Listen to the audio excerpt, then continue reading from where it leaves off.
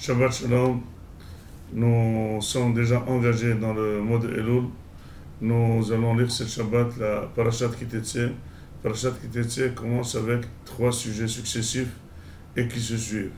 Le premier sujet est quelqu'un qui trouverait une femme en étant en pleine guerre et il aurait envie de cette femme qui est naturellement goy. Et la Torah dit qu'il devrait la convertir. Et si jamais il a une envie folle de se marier avec elle, il est obligé de la ramener. Et il y a un mode de conversion et il va la marier. En principe, la Torah sous-entend qu'il s'agirait même d'un homme marié. Et donc finalement, en amenant cette femme des ennemis, ça va être une deuxième femme pour lui.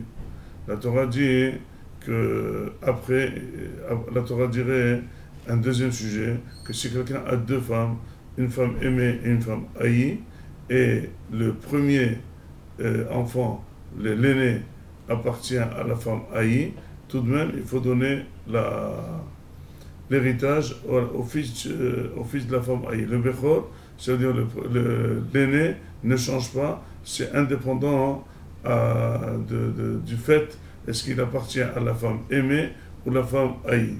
Après, le troisième sujet, qui est un sujet vraiment dramatique, quelqu'un qui aurait un enfant qui n'écoute pas du tout ni le papa ni la maman, qui a des envies très très fortes, qui boit du vin, qui boit de la viande, qui mange de la viande, qui s'appelle Ben Sorero More.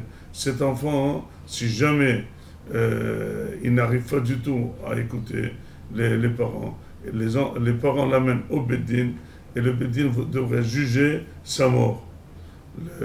Le Midrash dit qu'il y a une relation de cause et effet entre les 3 sujets.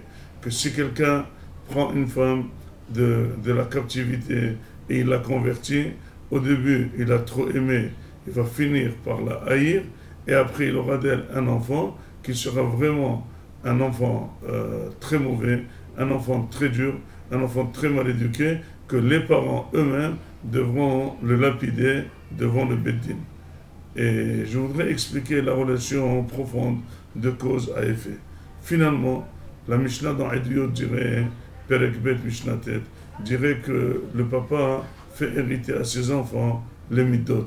Un papa qui est kassan, qui est nerveux, et bien les enfants sont nerveux. Un papa qui a de très grandes envies, tu vois, les enfants déséquilibrés, ils ont toujours des envies fortes et incontrôlables. Dit la Torah que si quelqu'un aurait une envie très folle d'une femme et il n'arrive pas à contrôler cette envie et il est marié, il va devoir faire un processus de conversion. Une fois qu'il va faire ce processus de conversion, donc finalement il va se retrouver avec 2 femmes, il va devoir la haïr. Or, pourquoi il va haïr une femme qui était trop aimée? Tout simplement, quand l'envie est très déséquilibrée et elle n'est pas faite par la raison, la personne, après avoir acquis cette envie, il est en train de vérifier si vraiment cela vaut le coup.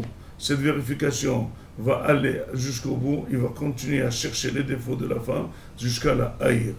Or, un enfant qui va grandir dans une maison où le papa haït la femme, c'est un enfant qui est totalement déséquilibré.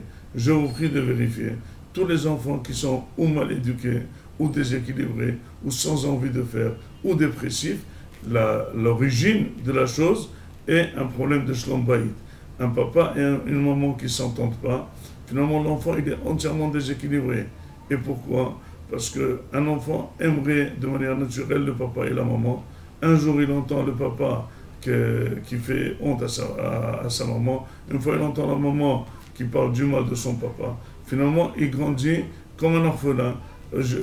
Pire qu'un orphelin, puisque finalement, il voit qu'un tabasse l'autre, un dit du mal de l'autre, et finalement, toute son sechel, toute sa tête, elle est déséquilibrée, et il a en plus un héritage sur le dos. C'est un papa qui a des envies de manière extrême, de manière incontrôlable. Lui-même, déjà jeune, il commence à avoir des envies, il veut fumer, il veut aller vers les choses, vers le vin, vers les viandes. Finalement, il n'a envie de rien, il a envie comme on dit en français, de s'éclater. Cet enfant qui a envie de s'éclater, dit la Gemara, que quelqu'un qui a de grandes habitudes incontrôlables, aujourd'hui, peut-être le papa peut venir et peut payer les choses, mais un jour où cette personne ne pourra pas subvenir à ses envies, eh bien, elle pourra même tuer.